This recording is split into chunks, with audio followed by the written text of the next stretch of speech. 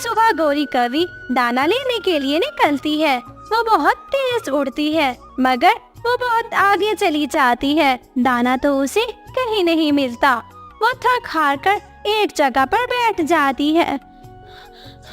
आज तो दाना नहीं मिलने वाला। लगता है आज मुझे खाली हाथ घर वापस जाना पड़ेगा। मेरा जग्गू बहुत भूखा है। दाना तो कहीं से लेना पड़ेगा। गौरी को देखकर एक बिल्ली वहाँ पर आ जाती है। क्यों गौरी, आज तुझे बिना दाने के कौन जाने का बोल रहा है? दाना भी मिलेगा और मीठा फल भी मिलेगा। आओ मेरे साथ। काली बिल्ली तो मुझे खा जाएगी। मैं नहीं जाऊंगी तेरे साथ। अरे तुझे मैं क्यों खाऊंगी? म्याऊ। मैंने तो मांस खाना छोड़ दिया है। अरे मैं तो तुम्हारी तरह मीठा फल और दाना खाती हूँ, इसलिए तो मेरे घर में बहुत सारा दाना है। म्याऊ। काली बिल्ली, तू सच कह रही है ना? तू झूठ तो नहीं बोल रही? देख, मेरा छोटा सा बच्चा है, मेरा शेर जग्गू है। अगर तू मुझे खा गई तो मेरे शेर जग्गू का क्या बनेगा? म्याऊ। तुझे मैं कितनी बार बताऊं कि मैं मांस नहीं खाती? बार बार मेरे सामने मांस का नाम क्यों ले रही हो तुम? म्याऊ। काली बिल्ली, अच्छा मैं यहीं बैठी हूँ, तो मुझे मीठा फल और दाना ला दे। अरे नहीं, अपनी बिल्ली मौसी से कब तक डरती रहोगी? चलो ना मेरे घर चलो। मैं घर में ही जाकर तुम्हें दाना दूंगी और फिर पार्टी करेंगे हम दोनों, मौसी और भांजी। ना बिल्ली जी, मैंने अपने घर जाना है। मेरा पति कालू और साथ में मेरा शेर जग्गू मेरा इंतजार कर रहे हैं। अच्छा, चलो तुम आ जाओ, दाना लेकर चली जाना।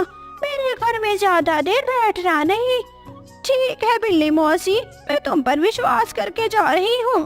फिर गौरी कवि बिल्ली के पेट पर बैठ जाती है और उसके साथ उसके घर चली जाती है। घर जाकर बिल्ली गौरी को दाना और मीठा फल देती है। म्याऊ। ये लो, मीठा फल भी लो और दाना भी लो। तुम्हें विश्वास नहीं था ना अपनी बिल्ली मौसी पर? ये देखो, तुमसे किया वादा मैंने पूरा कर दिया है। म्याऊ। बिल्ली मौसी, मुझे माफ कर दो। मैंने तुम्हारी नियत पर शक किया है। मैं आइंदा नहीं करूँगी। हाँ, तो फिर कल भी आना। अपनी बिल्ली मौसी से मीठा फल और दाना भी ले जाना। अपने दोस्त पक्षियों को भी बुला कर लाना तुम। फिर गौरी कवि वहाँ से दाना और मीठा फल लेती है। खुशी खुशी अपने घर आ जाती है। कालू, आज तो मैंने बिल्ली को भी चूना लगाया है। ये दाना और ये मीठा फल मुझे उस बिल्ली मौसी ने दिया है। खा मेरा जग्गू शेर, खा। गौरी, कैसी बातें कर रही है? उस बिल्ली ने तुझे छोड़ दिया। अरे बिल्लियाँ तो हम पक्षियों की दुश्मन होती हैं। उस बिल्ली ने खाया क्यों नहीं तुझे? कालू, उस बिल्ली मौसी ने मांस खाना छोड़ दिया है। वो बिल्ली मौसी हमारी तरह फल और दाना खाती है। गौरी, ये बातें जाकर किसी और को सुनाना। मैं नहीं मानने वाला ये बातें। अच्छा कालू, ऐसा करना, फिर तुम भी कल मेरे साथ ही चलना। देख लेना बिल्ली मौसी को। अरे उसको तो अब मांस की बू तक नहीं आती। फिर अगले दिन गौरी कवि चिड़िया के घर जाती है। चिड़िया, मैं दाना लेने जा रही हूँ, वो भी बिल्ली मौसी से। चलो तुम भी मेरे साथ ही चलो। बिल्ली, काली बिल्ली से लोगी तुम दाना? मैं नहीं लूंगी उस बिल्ली से दाना। अरे मैं अपना मेहनत का किया हुआ दाना और मीठा फल ले लूंगी, पर मैं उससे नहीं लूंगी। चिड़िया डरपोक, चिड़िया डरपोक। इस पूरे जंगल में बिल्ली मौसी ने भी बताया है, बहादुर है तो गौरी कवि बहादुर है। बाकी तुम लोग तो छोटे पक्षी सभी डरते हो बिल्ली मौसी से। गौरी वहाँ से चली जाती है और एक पेड़ की डाल पर बैठ जाती है। ये सभी पक्षी बिल्ली को नाम लेकर डरते हैं इतना ज्यादा। मैं आज एक गेम खेलती हूँ। मैं इन सब पक्षियों को नहीं बताती कि दाना बिल्ली के पास है। मैं इनको धोखा देती हूँ। बाद में जब ये बिल्ली मौसी को देखेंगे, इनका तमाशा देखूंगी। फिर गौरी कवि मिट्ठू तोते के पास जाती है। तोते, मेरे सुंदर भाई तोते, मोटी चोंच वाले तोते, मेरी बात सुनो। गौरी, ये क्या करती हो? कभी मोटी चोंच वाला बोलती हो तो कभी अपना सुंदर भाई कहती हो। मैं नहीं बात कर रहा तुमसे। तोते चलो ना, आज हम दाना और मीठा फल लेने चलते हैं। ना तुम्हारे साथ भोजन लेने मैं नहीं जाऊंगा। क्या हुआ तोते भाई? अरे एक ऐसी जगह देखी है जहाँ पर फल ही फल है, दाना ही दाना है। अरे चलो ना मेरे साथ। गौरी क्या तू सच कह रही है? झूठ तो नहीं बोल रही? ना तोते भैया, मैं क्यों झूठ बोलूंगी, वो भी अपने सुंदर और मोटी चोंच वाले तोते भाई से।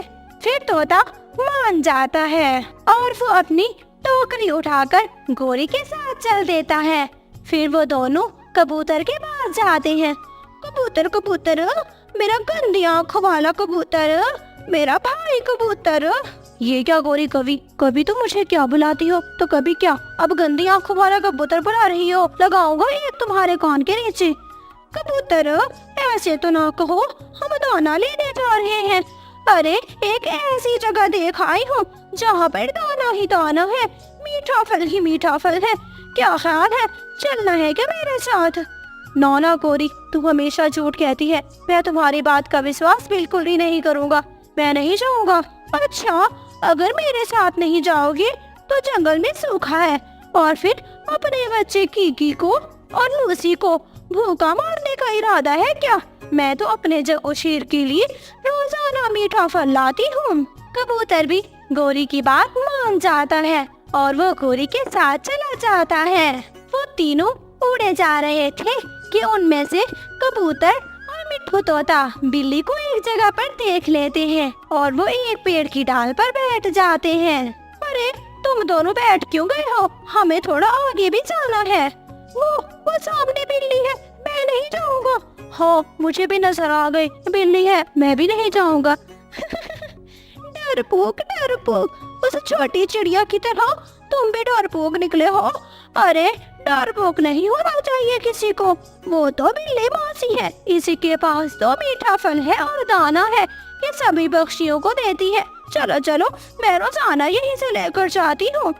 गौरी, ये दाना तुम्ही को मुबारक और मीठा फल भी तुम्ही को मुबारक। हम नहीं लेंगे, हम अपना मेहनत का किया हुआ खा लेंगे। गौरी, तुमने हमें धोखा दिया। हमें पहले तो बताती कि तुम बिल्ली के घर आ रही हो और फिर हम तुम्हारे साथ ना आते। ऐसे फजूल में हमारा समय भी जाया किया। फिर वहाँ से तोता और कबूतर चले जाते हैं। गौरी कभी अपनी राह लेती है। वो बिल्ली के पास जाती है।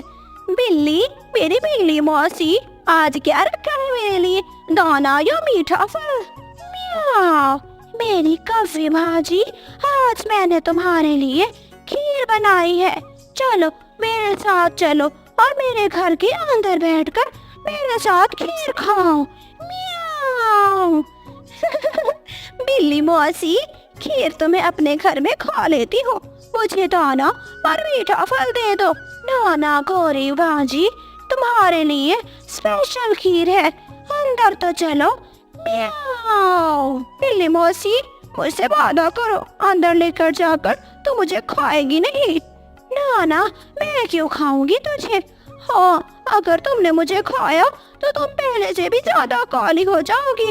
देखो मैं कितनी काली हूँ। हाँ, मैं सब जानती हूँ। अरे मेरे कौन सी अब शादी करनी है, मेरी भी मरने की उम्र है। फिर बिल्ली कवि को अपने घर के अंदर ले जाती है।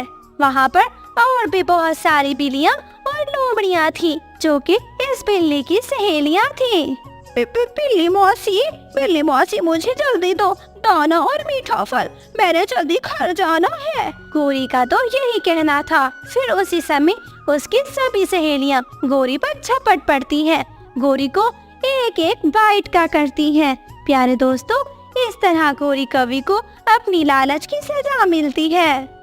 मिट्ठू तोता और हरियाली घर में बैठे हुए थे कि हरियाली अपने पति से कहती है, मिट्ठू जी आज मौसम अच्छा है, मेरा मन कर रहा है कि मैं अपने दोस्तों को दावत पर बुलाऊं, उनको आलू के पराठे खिलाऊं। हरियाली, घर में बेसन भी है और आलू भी, अगर तुम्हारा मन कर रहा है तो बुला लाओ अपने दोस्तों को, मुझे इससे कोई एतराज नहीं है। ठीक है मिट्ठू जी, मैं अभी जाती हूँ, चिड़िया, लूसी, कबूतरी, बुलबुल और गौरी कवि को बुला कर लाती हूँ। फिर हरियाली तोती घर से बाहर जाती है। वो सबसे पहले पहले चिड़िया के दरवाजे पर जाती है। चिड़िया चिड़िया दरवाजा खोलो, मेरी बात सुनो। रानो चिड़िया घर से बाहर आती है। क्या हुआ हरियाली बहन? चिड़िया, आज मैंने अपने घर में दावत बनाई है, तुम भी आना। आलू के पराठे खिला रही हूँ, मौसम अच्छा था तो सोचा क्यों ना अपने दोस्तों की दावत कर लूँ। हरियाली बहन, ये तो आपने बहुत अच्छा किया है। मुझे आलू के पराठे बहुत ज्यादा पसंद है, मैं आपकी दावत पर जरूर आऊंगी। ठीक है चिड़िया, शाम से पहले पहले आ जाना। अब मैं जाती हूँ, गोरी को भी बुलाना है, बुलबुल को भी और लूसी को भी। फिर हरियाली तोती गोरी कवि के घर जाती है। गोरी गोरी जल्दी से दरवाजा खोलो, मेरे पास समय नहीं है। हरियाली हरियाली गंदी बॉडी चांच वाली, ऐसी भी क्या बात हो गई है, दरवाजा तोड़ती हो क्या मेरा? गोरी, आज मैंने अपने घर में दावत रखी है, शाम से पहले पहले मेरे घर में आ जाना। मैंने सबके लिए आलू के पराठे बनाए हैं। हरियाली, मेरी सुंदर हरियाली, हरे हरे पंखों वाली हरियाली, पता है मुझे ये आलू के पराठे बड़े पसंद हैं। कालू कहाँ ला कर देता है मुझे आलू और बेसन, और वैसे भी मुझे पकाने का तरीका भी नहीं आता। अच्छा अच्छा, मेरे पास समय नहीं है ज्यादा बातों का, अब मैं चलती हूँ। मैंने कबूतरी को भी बुलाना है और बुलबुल को भी, बस ध्यान से शाम से पहले पहले आ जाना। फिर हरियाली तोती अपनी सहेली लूसी कबूतरी के घर जाती है। लूसी, आज मैंने सभी पक्षियों की दावत बनाई है, सभी को आलू के पराठे खिला रही हूँ। अच्छा, तुम सबको आलू के पराठे खिलाओगी तो फिर मुझे 2 देना, मुझे बहुत ज्यादा भूख लगती है। मुझे पता है तुम्हें बहुत ज्यादा भूख लगती है, मैं तुम्हें 2 पराठे दूंगी, शाम से पहले पहले आ जाना। फिर इसी तरह वो बुलबुल के घर भी जाती है और बुलबुल को भी बुलावा दे आती है। हरियाली तोती सबको बुलाने के बाद अपने घर वापस आती है। वो आलू काटती है और साथ में बेसन तैयार करती है। आलू के पराठे पकाना शुरू कर देती है। थोड़ी ही देर में सभी पक्षी वहाँ पर आ जाते हैं। हरियाली तोती ने सभी मम्मा पक्षियों को बुलाया था। पापा पक्षी घर में बैठे हुए थे। हरियाली के पराठों की खुशबू दूर दूर तक जा रही थी। कालू कौवा घर में बैठा हुआ था। क्या होता अगर तोता मुझे बुला लेता, मेरी अच्छी खासी बनती है तोते से, मगर तोते ने बुलाया ही नहीं मुझे। हाँ, बड़ी खुशबू आ रही है, क्या करूं, जा भी तो नहीं सकता। ऐसा करता हूँ, गोरी को संकेत देता हूँ, गोरी मेरे लिए 1 पराठा चोरी कर लेगी। फिर कालू कौवा घर के ऊपर बैठ जाता है। छत पर बैठकर वो गोरी को काए काए करके बुलाने लगता है। कालू की काए काए सुनकर गोरी समझ जाती है और मन ही मन में कहती है, मेरा कालू पति जी को भी खुशबू आ गई होगी, लगता है उसका भी आलू का पराठा खाने का मन हो रहा है। मैं जैसा भी करूँगी अपने कालू पति जी के लिए पराठा लेकर ही जाऊंगी। फिर हरियाली तोती सभी पराठे बनाने के बाद एक एक पराठा सभी के आगे रख देती है। एक पराठा देखकर गोरी का तो मुँह बन जाता है और मन में कहती है, 1 पराठा, बुलावा तो ऐसे देने आई थी जैसे सबको 4-4 पराठे खिला रही हो। अरे 1 पराठे से तो मेरा जी नहीं भरेगा, मैं अपने कालू के लिए क्या लेकर जाऊंगी। गोरी ऐसा सोच ही रही थी कि रानो चिड़िया हरियाली से कहती है, हरियाली बहन आप मेरा पराठा रख दीजिए, मुझे सूसू आ गया है, मैं जरा बाहर से सूसू करके आती हूँ। हाँ चिड़िया, तुम सूसू करके आ जाओ, मैं तुम्हारे पराठे का ख्याल करके बैठी हूँ। चिड़िया, मेरी सुंदर बहन चिड़िया, इतने सारे पक्षी बैठे हैं, तुम्हारे पराठे को कुछ नहीं होगा। लाजमी तो नहीं है कि तुमने अपना पराठा इसके पास रखवाना है, तुम अपना पराठा यहीं पर रख कर चली जाओ। फिर रानो चिड़िया बाहर चली जाती है। इधर से गोरी कवि जल्दी से रानो का पराठा उठाकर अपने पंखों में छुपा देती है और अपना पराठा खाना शुरू कर देती है। रानो चिड़िया जब सूसू करके वापस आती है तो वो देखती है कि उसका पराठा नहीं है। हरियाली बहन, मेरा पराठा नहीं है। गोरी, क्या तुमने देखा है मेरा पराठा? पराठा तुम्हारा यहीं तो रखा था। अरे मैं तो चुप करके अपना पराठा खा रही थी, तुम्हारे पराठे का नहीं पता मुझे। चिड़िया बहन, आपका पराठा कहाँ पर चला गया? चिंता ना करो, मैं तुम्हें दूसरा पराठा बना कर दे देती हूँ। नहीं हरियाली बहन, मैं आप पर बोझ नहीं बनना चाहती, आपने सबको 1-1 पराठा दिया, अब मेरी वजह से एक और आटा गूंदेगी और मेरे लिए पराठा बनाएंगी। कोई बात नहीं चिड़िया, ये तो मेरी खुशी है, मैंने तुम सबको अपनी खुशी के लिए बुलाया है। हरियाली बहन, मानो या ना मानो, मेरा पराठा इसी गोरी कवि ने चोरी किया है। चिड़िया, गंदी चौ चौ करने वाली चिड़िया, तू मेरा नाम लगाती है। हरियाली, या बाहर गई है अपना पराठा लेकर। अपना पराठा बाहर छुपा कर आई है। अब तुमसे एक और पराठा लेगी, एक खुद खाएगी और एक अपने बच्चों के लिए रखेगी। बड़ी सियानी है ये चिड़िया। गौरी शर्म करो, अपने वाला प्लान मेरे पे ना थोपो। मेरा पराठा तुमने छुपाया है और अपने पति कालू के लिए ही छुपाया होगा। वो सुबह से छत पर बैठा तुम्हें संकेत दे रहा है। हरियाली, तेरी जैसे हेली क्या चाहती है कि मैं तुम्हारे घर में बैठकर पार्टी एंजॉय ना करूं? चलो ठीक है, मैं नहीं करती। गौरी कवि ऐसा कहकर अपना पराठा उठाती है और वहाँ से चली जाती है। वो एक पेड़ की डाल पर बैठ जाती है। गंदी मोटी चोंच वाली तोती मेरी बातों में आ गई। देखो, एक पराठा मेरे कालू का, एक पराठा मेरा। ऐसा करती हूँ, एक पराठा यहीं पर खत्म कर देती हूँ, वरना कालू मुझसे मेरा पराठा भी छीन लेगा। चिड़िया बहन, ये लो दूसरा पराठा, तुम ये वाला पराठा खा लो। नहीं हरियाली बहन, मैं तब तक कोई पराठा नहीं खाऊंगी जब तक गौरी की बात को गलत साबित ना कर दूं। गौरी ने मुझ पर इल्जाम लगाया है। ऐसा कहकर रानो चिड़िया वहाँ से चली जाती है। वो उड़ते हुए जा रही थी कि रास्ते में गौरी को पराठा खाता देख लेती है। गौरी एक पराठा खा रही थी और एक पराठा साथ रखे बैठी थी। गौरी कवि, तुम्हें शर्म आनी चाहिए, तुमने मुझ पर इल्जाम लगाया, वहाँ सभी दोस्तों के सामने शर्मिंदा कर दिया। मेरा पराठा तुमने छुपाया था। अच्छा, अगर मैंने पराठा छुपा भी लिया था, तुझे ज्यादा शोर करने की क्या जरूरत थी? बोल देती सीधा सीधा हरियाली को कि मेरा पराठा नहीं है, पराठा दो मुझे दूसरा। गौरी कवि कालू को संकेत देती है। कालू, कालू, कालू पति जी, जल्दी से आना, इस छोटी चिड़िया को भगाना। गौरी का ये संकेत हरियाली के घर में बैठे सभी पक्षी सुन लेते हैं और वो सभी घर से बाहर आ जाते हैं।